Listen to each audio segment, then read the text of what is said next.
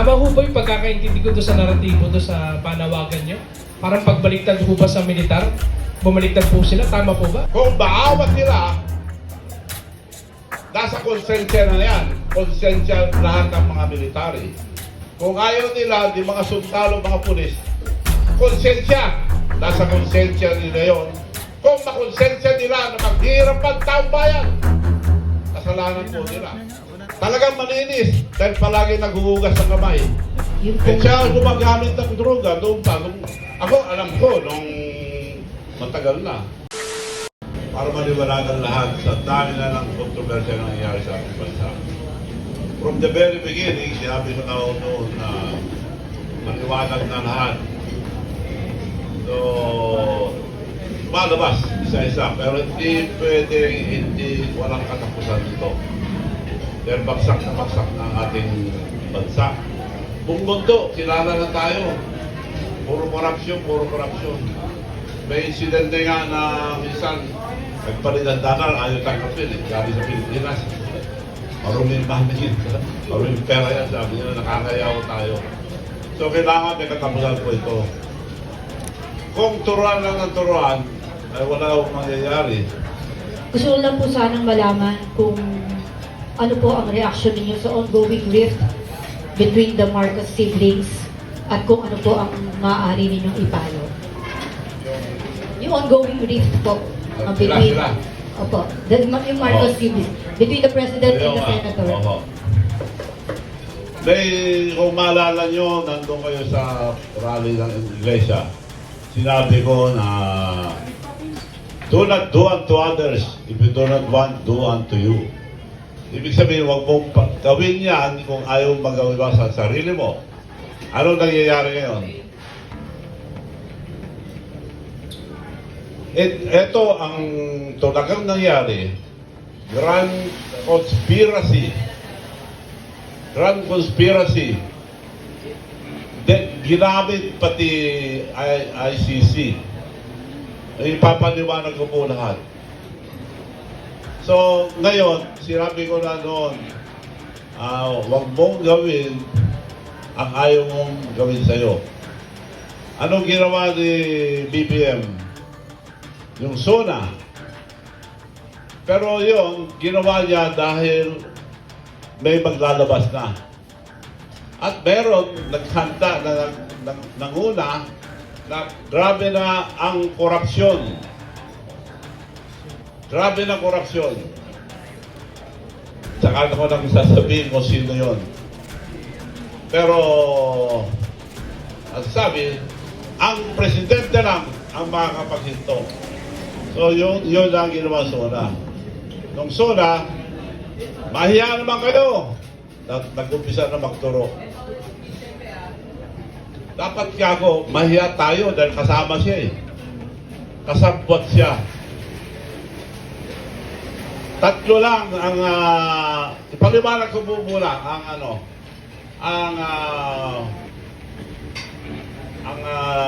ito po lahat yung budget GAA. Paliwanag ko muna yung paano nangyari. Ang unang-una sa budget, National Expenditures of the Philippines, program, National Expenditure Program, yun ang budget ng presidente. Tatawagin yung lahat yung mga departamento, magsabita lahat ng mga kailangan din ng pera, amount of money to be spent. So, hihibayin niya yan. Pero walang tama si Claire Castro. Ba't siya maglalagay dyan sa GA? Pwede naman ilagay sa NEP. Tama siya. Hindi talaga nilagay sa national expenditure dahil maraming makakakita yan, maraming tao. Lahat ng departamento. So malinis yun, ipapasa ngayon sa Congress. Hihibayin yan, nandun na yung mga ibang sanksyon. Then sa Senate, nandun na rin yung mga dagdag bawas. Then pag kukumpara yung dalawa, yun nga ang BICAM. Yung BICAM, kukunti na lang sila doon nakakaalam. Diyon nga nagsasaksak mga insertion. Ang utos ni Presidente, 100 billion isaksak doon sa BICAM. So, pag nandun na yung BICAM na isaksak na lahat yung bilin niya, pero yung NEP, pinirma niya, siya unang-unang pumirma sa NEP. So, umikot yun. Pangalawa, pagkatapos sa BICAM, pupunta sa Office of the President. Again, doon niya hihibayin at titignan niya yung mga insertion doon na sinabi niya na nandun. At bago niya pirmahan, scrutinize niya yan. Baka may makalimutan ako. Reviewed and scrutiny by the President. Yung binigay na GAA ay yung BICAM. So, ang ginawa ang Presidente, tinignan niya mabuti kung nandun yung mga insertion. Nandun. Ang pinag-insert na 100 billion. Ang tinanggal niya ron dahil sa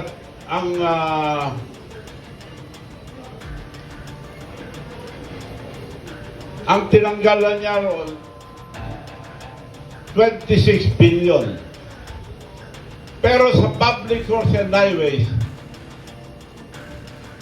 ang tinanggal niya ron na nandun yung mga insertion is 1,500,000 lang.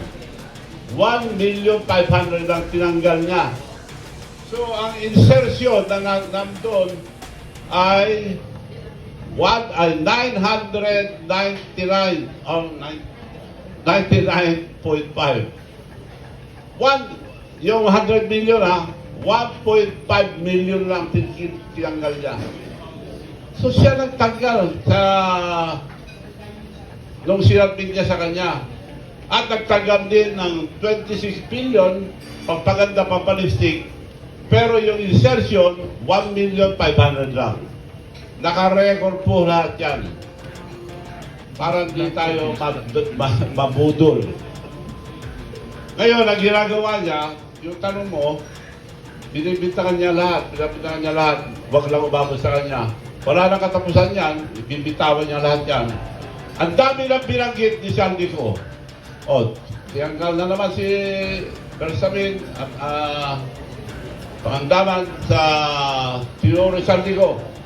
Bakit hindi niya magalaw-galaw si Speaker Mitra?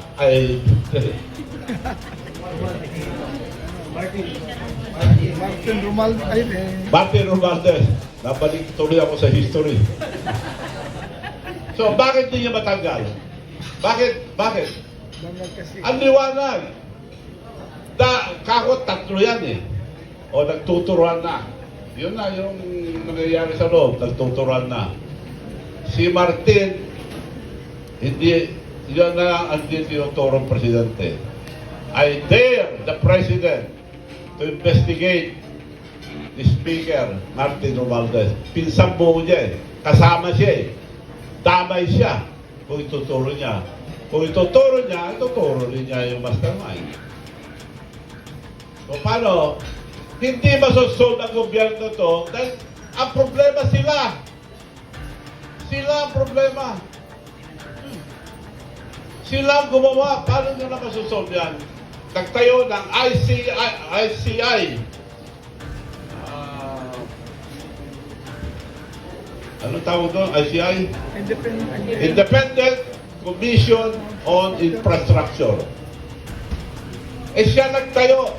Yung Chairman Reyes, unang inimbestigahan na sila Diskaya. Ilagay mo lahat yan, yung mga binibigyan pera.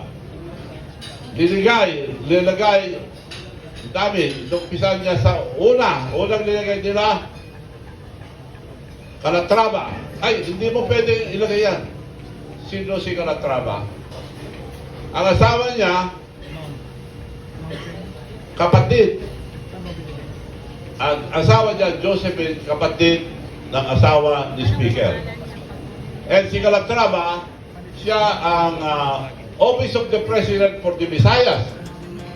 Siya involved yan. pinatanggal ni Chairman Reyes. Paano nga? Anong mangyayari doon? May sinabi pa doon, 20 million, pinatayo yung maraming radio station ngayon ni Speaker Martin Romualdez. Pinagawa sa amin po yung isang radio station niya, 20 million. Hindi mo pwede ilagay dyan. Nawala lahat. Paano nyo, how do you trust that kind of commission? O sila mismo? At saka kinulong si Diskaya dahil iba na siya sabi. So ganoon din yung mga nagsasalita ngayon, ikukulong, padedemanda pa lahat. Pero nasaan yung mastermind? Nasaan si Martin Romualdez? Kung magsalita si Speaker Martin Romualdez or si BBM, bakit di sila nagsasalita? Mahirap po pag sinungaling. Ipapakita ko sa inyo lahat mamaya. Press release si Martin Romualdez. Nag-press release lang. My conscience is clear. Totoo yun. Walang konsensya yan sa mga ginawa nila. Ay, grabe ano. Si BBM, sinong pinasasagot niya? Yung spokesperson, Claire Castro. Sino si Claire Castro? Anti-BBM yan noon. Hindi pa tumagal, BBM na. Ganun ba ang spokesperson? Ipakita ko sa inyo yung pinagsasabi niya kay BBM doon. Binabanatan niya si BBM. Ngayon, Video nga ako eh. dinedependa niya. Iba lang siya sabi. So, wala ho isang salita yan. Si BBM, wala rin isang salita. Ako po, may isang salita. Kung may kasalanan ako, pakukulong po ako. Kusa ako pakukulong. Doon sa sinabi ni Senator Amy sa INC rally about BBM, yung Siya gumagamit ng droga doon pa. Ako, alam ko, nung matagal na, kung paano kahirap magsinungaling. Mahirap po magsinungaling. Hindi sila umarap pag may question. Ito po, last na press con ni BBM sa Malacanang. Di ba sabi niya, nag-press con? Tapos na mga maliligayang araw niyo. Dami niyang tinuro eh. Tapos, dalawang question na lang ha, marami pa akong gagawin. Dalawang question na lang. Isa, may nag-question na isa. Ito, papakita ko. Kung gaano kahirap ang sinungaling. Sige, pandar mo. Is the speaker included, former speaker included in the list, sir? I don't think so because the only evidence that has been made against him is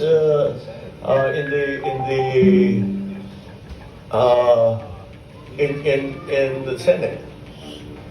So I don't know. I don't think so because the only evidence that has been made against him is in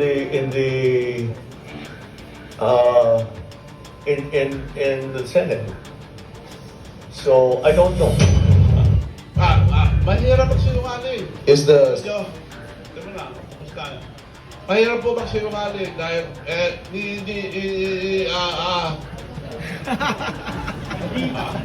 questions that comes up in relation to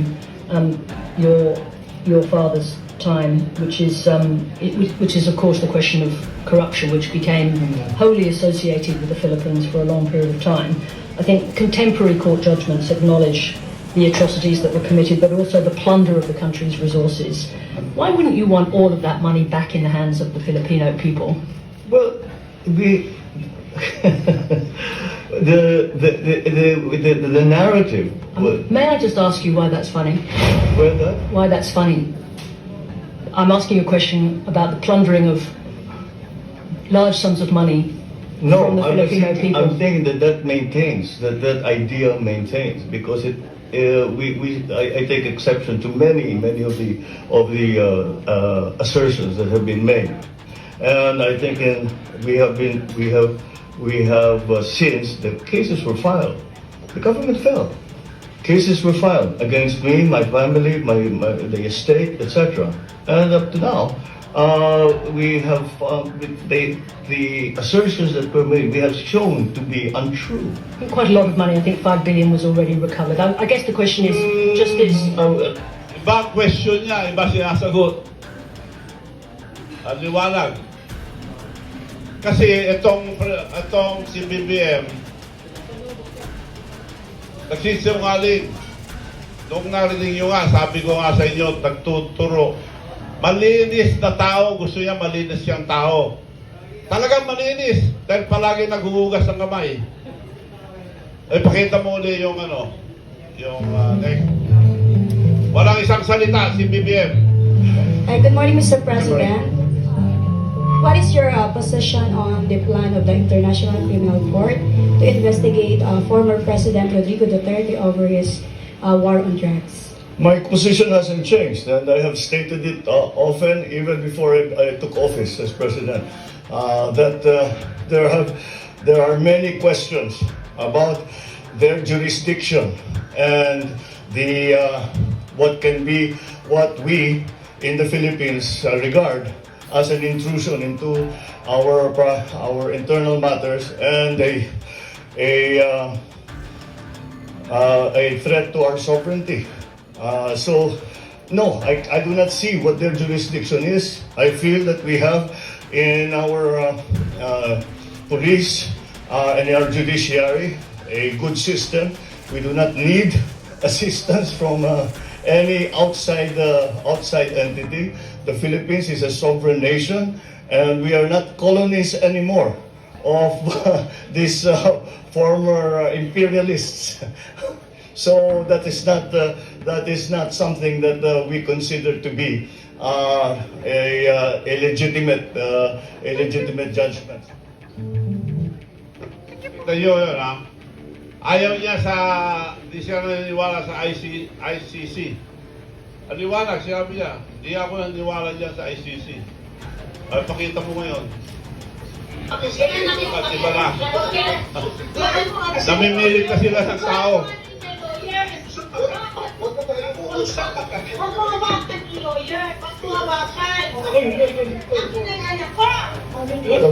You have to bring me the lady.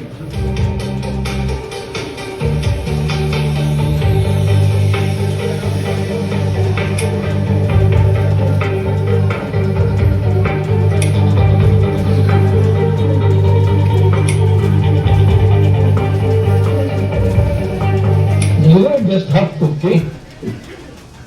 Kung di ako papayag, kung kakampi ka dyan ng mga puti, you better go back to the have the legal.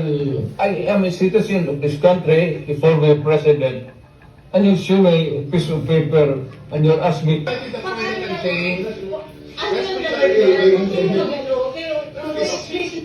The right to counsel is something that has to be observed and respected.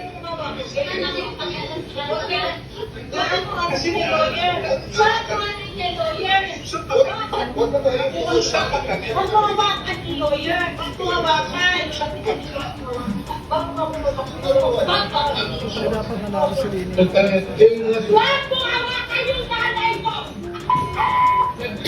Tanungin ko kayo, anong kasalanan ko?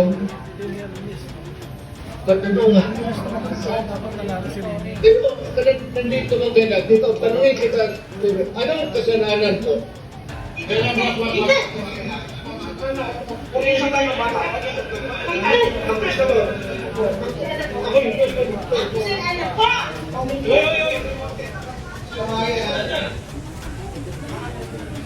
Ito. Hihilahin ko yan. Hihilahin ko yan. Kamu maniwala ka, hihilahin ko yan. You have to bring me the name. Ang anak mo, pupunta dito. Yes, sir. Hindi pa ko sumunod. Hindi ninyo. Ikaw. Yes, sir. Hindi mo pa. Upon the order. Sinipili mo pinapataw. Yes, sir. Upon the order. Sabi ko, ang abogado ko, ang anak ko na babae. They can visit you at your detention center.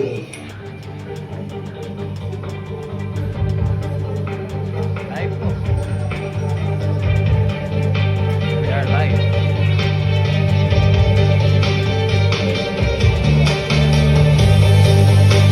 Time check, 1:40 p.m.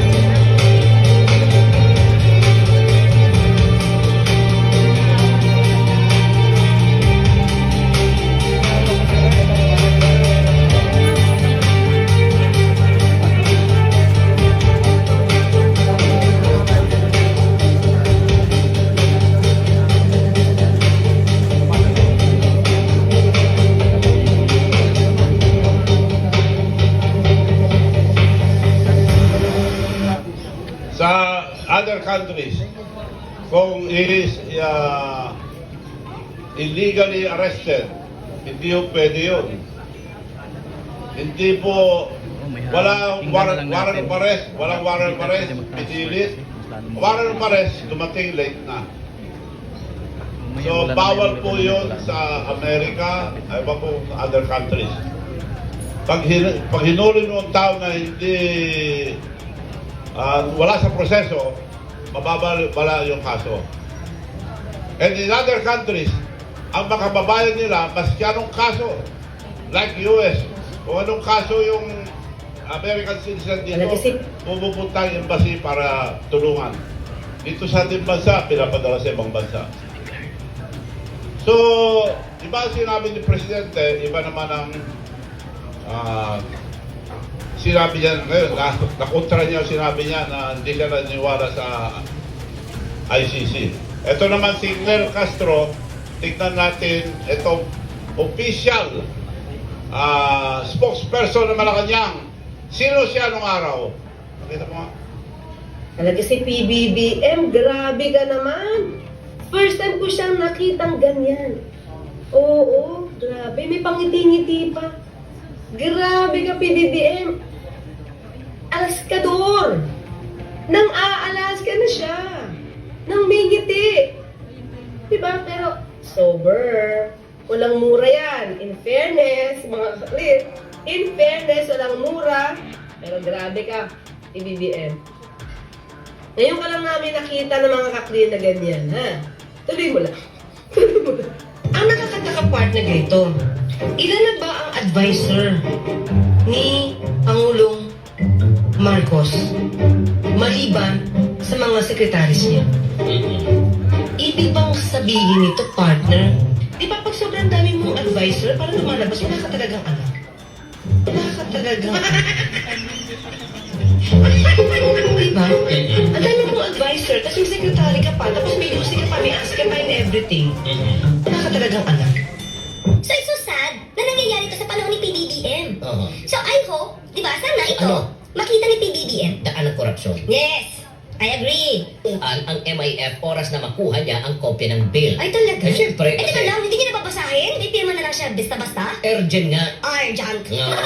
Urgent. Ganon? Tingin ba ta? Ewan ko lang, siyempre. Babasahin pa yan ng Pangulo bago niya ito pipirmahan. Oo, dapat ganun, partner. Diba? Dapat basahin niya muna, di naman pagkabigay sa kanya, pirma na agad. Ano yun?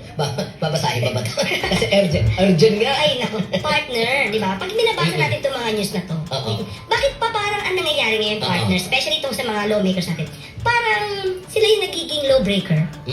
Di ba? Lawmaker na lawbreaker. Di ba? Partner, doon pa lang sa pag-certify na urgent ito, hindi na ito naaayon sa Constitution. Kasi mag-certify ka lang as urgent at pwede madaliin kapag ka meron tayo, pag may public emergency, o yung kinakaharap mo na yung calamity. Yun po ngayon ang anti-BBM. Palagay ko may flood control na rin ito. Iba na sinasabi ngayon eh. Ang liwanag kung anong klaseng tao itong mga natira sa kanya. So may kasabihan, same feather flocks together. Magkakasama sila. So yun mo nangyayari sa ating bansa. Puro kasinungalingan. Ito, kung mga Alaska kayo, kala mo, BBM na BBM. Pero binabanata na si BBM noon. So yun po ang Claire Castro. Mamamat... Sandali lang yan, tingnan mo. Isang health, undersecretary nag-resign na.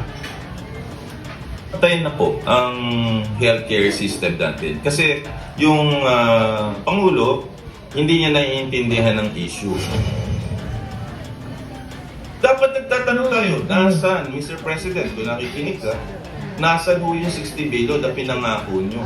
Yung pinapabalik nila. Pinapabalik nila. Eh, doon hindi binabalik. Hindi binabalik. Now that we na may call that dito sa flood control, isama na natin ito ang kalusugan. Ang presidente ang may hawak, executive branch. Iutos lang because the PhilHealth is under the office of the president. So bakit ngayon walang nagke-claim noon? At yun ang hindi ko maintindihan. Bakit ho kaya? Sa tingin ko, may nagkakakwarta. To the credit of the Secretary of Health, Dr. Liachon, Secretary Herbosa, siya mismo nag-expose nito, ha? Oy, aftermath. In-expose niya to save himself. Kasi naipit na siya. Wala na serious niya yun. So makikita mo, whether sa Congress, sa Senate, or sa Cabinet, wala nang ganong klaseng tao. So that particular Filipino heroism, wala na yon. And that's the reason we are failing as a country. Because wala na tayong patriotism, wala tayong heroism, wala tayong sense of sacrifice, wala tayong wisdom, wala tayong justisya para kanino. Kaya this country will go down the drain. And ang masakit na yan, maraming mga bayani ang nagpakahirap for our country na ngayon nilalapastangan. Ang kalaban natin noong unang panahon ay Kastila. Ang kalaban natin ay naging Amerikano. Ngayon ang kalaban natin kapwa Pilipino. Naiyak. Ang kalaban natin kapwa Pilipino natin. Na namumuno sa atin, na niloloko tayo. Yan ang pinakamasakit na hindi katanggap-tanggap. Sabi ko, dami nagla-leptospirosis. Kung maanod ka ng baha. Okay lang, marami pa yan. Pagkilala po kayo. Magandang hapon po, Rafi Aying from the Daily Tribune. Sir, are you one amid this political noise? Are you one with the nation or the other na mga tao na nananawagan na magbitiw si Pangulong Marcos?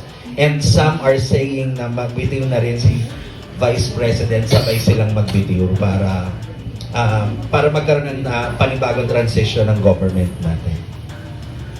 Well, madalas kong sabihin, kung magbibitaw si BBM, ang caretaker, Supreme Court, tapos ang military, magbibit ang Supreme Court, religious organization, and businessman, kung anong gobyerno ang gagawin natin para mawala lahat ng grabe corruption.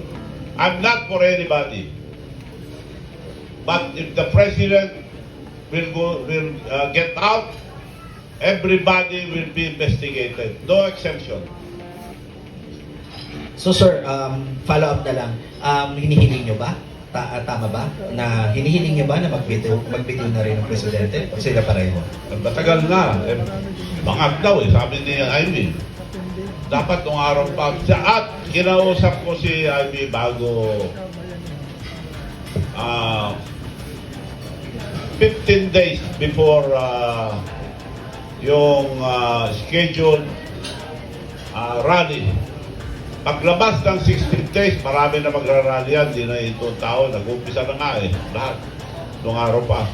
So, the best